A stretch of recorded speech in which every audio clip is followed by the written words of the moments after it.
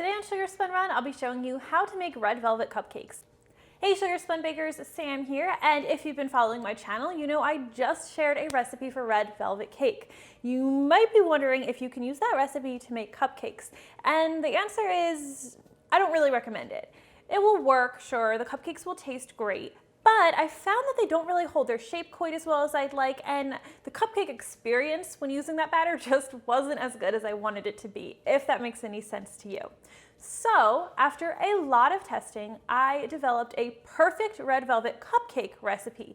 It's pretty similar to the batter that I shared the other day, but there are some key differences that make for a sturdy, fluffy, perfect cupcake. So let's go ahead and get right to it. As usual, you are going to want to begin by preheating your oven to 350 degrees Fahrenheit, and then you are going to want to measure out 3/4 cup of whole milk.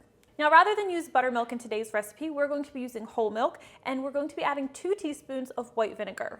This is essentially making a buttermilk substitute, but I do prefer to do it this way rather than use actual buttermilk. Now, before we whisk this together, I'm also going to be adding 3/4 teaspoon of red food coloring. Now, this is red gel food coloring. If you're using liquid, you're going to need to use a little bit more. Check the recipe notes for a guide on how much to use. Now, if you want the full breakdown on how I developed this recipe and why I recommend it over my cake recipe, make sure you head over to the blog. I have so many notes and pictures over there that would be helpful to you. I like to add the food coloring in with the milk because I found that it's just the best way to evenly incorporate that color throughout the whole batter. Now we'll just stir this really well until the color is nicely combined. It might look a little bit pink, that's completely fine.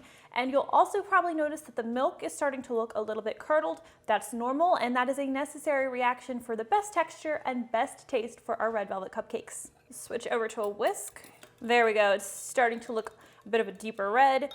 Everything's nicely combined, so I'm just going to set that aside because we're not going to need it for a little bit yet.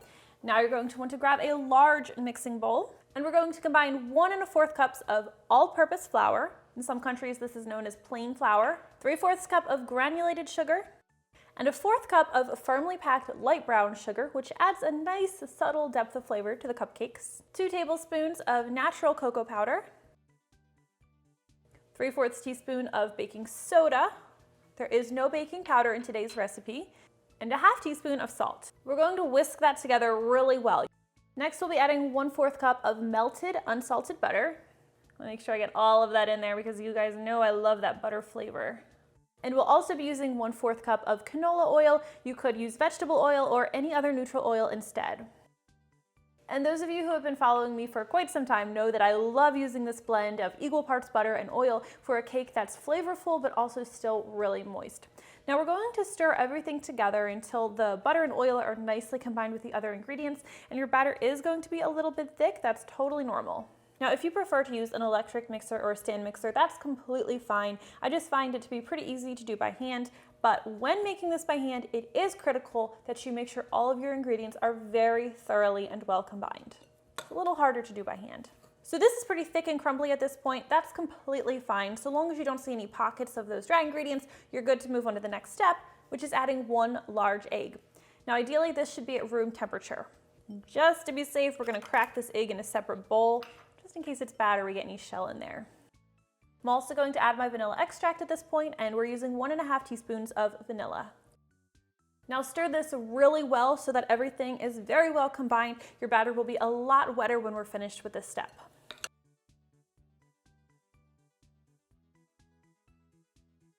All right, now grab your milk mixture that we prepared in the beginning. I'm just going to whisk it again real briefly.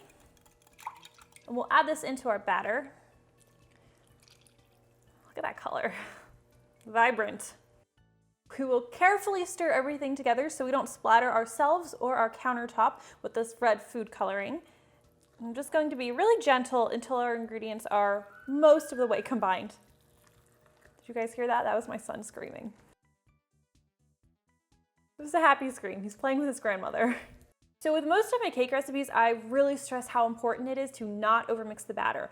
However, with this recipe, because of how we're combining everything, it's so much harder to overmix, and you actually want to be more careful that you don't undermix things. So once I have everything pretty well combined, I'm actually going to switch over to my whisk and stir everything together pretty vigorously because I want a smooth, cohesive, well-combined batter.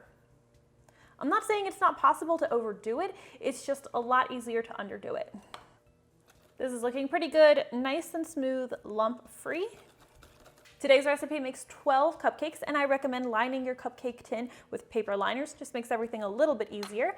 And to divide the batter, I like to just use an ice cream scoop to neatly divide it. It's very important when making these cupcakes that you do not overfill your liners. You only want to fill them about 2/3 of the way full, or the tops will end up spreading over the whole tin and they might even collapse a little bit. So if you have any extra batter, I recommend just discarding it. So I do have a little bit of extra batter left over, but I'm not going to push it and overfill these. They're looking pretty good as is. So I'm going to pop them into my 350 Fahrenheit preheated oven, where they're going to need to bake for about 17 minutes. A good way to test that they're done is to insert a toothpick in the center of the cupcake, and if it comes out clean or with a few moist crumbs, you're good to go. It's really important that you let your cupcakes cool completely before covering them with frosting. Now, I recently shared a recipe for classic ermine icing, which is commonly paired with red velvet cake, but today I'm using my all-time favorite cream cheese frosting, and I'll make sure to link to that in the description below. And that is how you make my all-time favorite red velvet cupcakes. I think they're going to be your all-time favorite too. If you guys are looking for more frosting options, make sure you check out my favorite frosting playlist. Thank you so much for watching, and I'll see you next time.